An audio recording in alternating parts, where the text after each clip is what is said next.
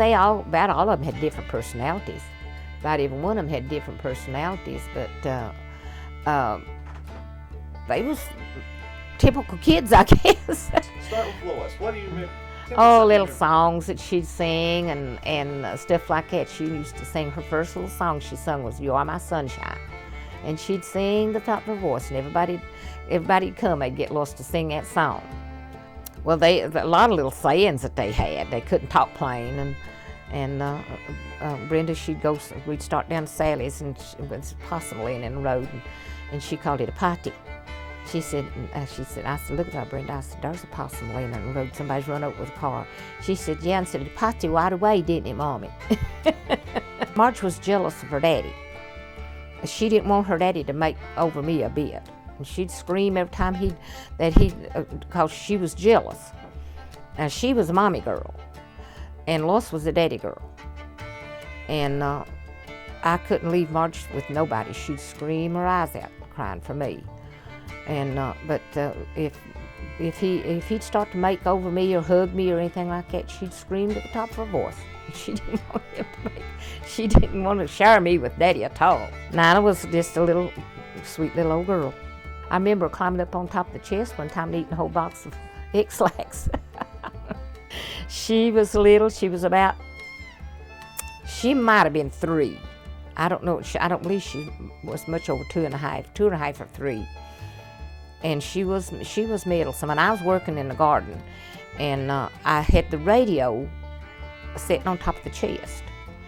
And she got in there and climbed up on that chest, pulled the radio over on top of her. And then another time, I had box of X-Lax laying on top of the chest, and she climbed up there and got them X-Lax and ate them. She thought this candy, I reckon. Yeah, it did. It killed her. I thought I was going to have to take her to the doctor, but we doctored her at our house, and she got all right.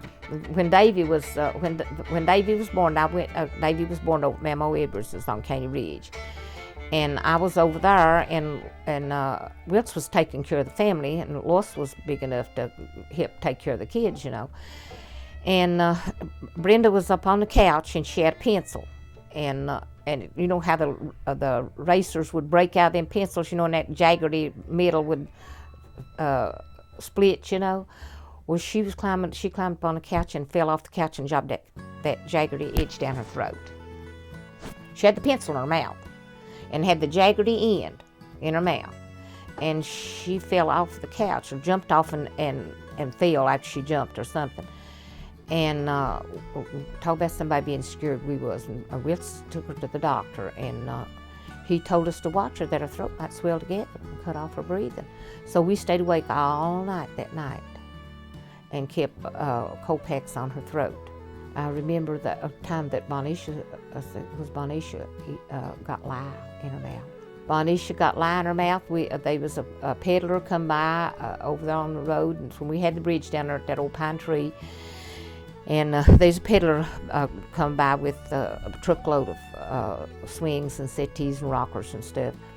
And I went over to the road to look at them, and I was doing laundry that day, and I had set my lye down in the wash house and run over there, not thinking. And she got that lye and got a piece of it in her mouth. And it took every bit of the hide off her mouth. But she didn't swallow none of it, thank God. Sally was living down there where Caleb's live now. And the young ones run down there and told Sally, and Sally told me to give her some raw egg. Said to give her some cream, pour out some cream, canned cream, and give her some raw egg and get her to vomit. And I did that, and she vomited that, and it still took the hide off her mouth, but it kept it from burning, and it healed. That was really a scary time. You gotta tell me something about Davy too. Well, let's see what did happen to Davy. I don't remember what happened to Davy, Nathan. Lord, honey, he's mischievous. Lord of mercy, he was terrible mischievous.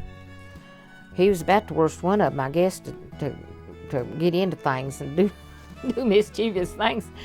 Oh, I'll tell you, his first bicycle, Marge got him for his birthday. And she didn't get to bring it down till spring because it was wet. See, he was born in December, and she didn't get to bring it down till in the spring. And she brought it to him, and he didn't know she was bringing it. It was a big surprise, and she had took it apart and brought it down in the back of her car. And so the kids was all out playing, and Daddy and I guess it was Rex maybe. Daddy and somebody went out there and put it together. And then they hollered for Davy, and he had, I remember I had chocolate cake made, and he had a great big piece of chocolate cake in his hand. And he went out there and he found that bicycle, and Marge said he crammed that whole piece of chocolate cake down his throat. He was tickled to death with that bicycle. He's about 10 or 11, I guess. 10 or 11 years old. What was Dad like and, when he was little? Your dad was a good kid.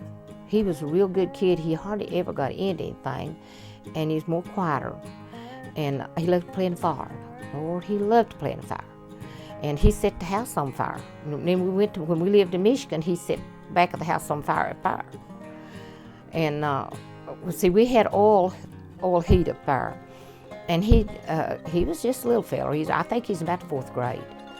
And he got some matches and went out behind the house and struck a match and dropped the match down on the ground, and that oil had leaked down on the ground and set that oil on fire. And I was over at Lois's, and they called me on the phone to run home as quick as I could. Alan set the house on fire. It scared me to death. They called the fire department. They come put it out. Didn't catch the house on fire. It just burnt that oil in the ground. And then one time that he was playing in a fire in the coal and wood cook stove, and he stuck a little stick in the fire and caught it on fire. And I hollered at him. I said, Alan, I told you to quit playing in that fire. And he dropped it down the wood box, and there was a lot of splinters and stuff down that wood box, and it set the wood box on fire.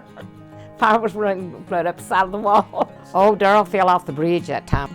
Davy and Alan picked on Darrell a lot, and Darrell was kind of timid because he was the baby one, and they picked on him all the time. And he was kind of timid. He didn't do a lot, you know.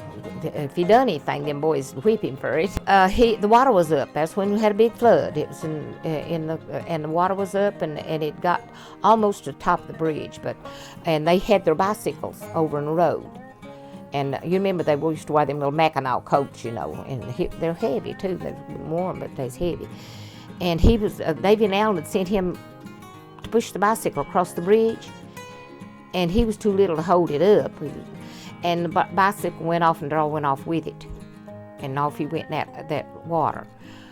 Well, one of the young, Alan, I believe, was the one run to the house and told us Darrell fell off the bridge and the water was up. And Dad jumped and run, but he had got, water had washed him up in the roots of a tree, an old big pine tree down there, and he was hanging around the roots of that tree.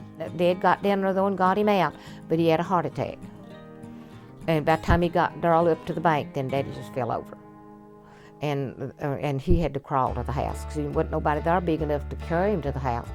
And we just had to get him back to the house the best way we could. And he couldn't stand up. He had to crawl. He crawled to the house and got in the bed. He got all right. He just had to lay down and let his heart regulate and his nerves calm down. Yeah, I don't think it was a heart attack. We thought it was a heart attack then, but it wasn't. I think it was panic. I think he panicked.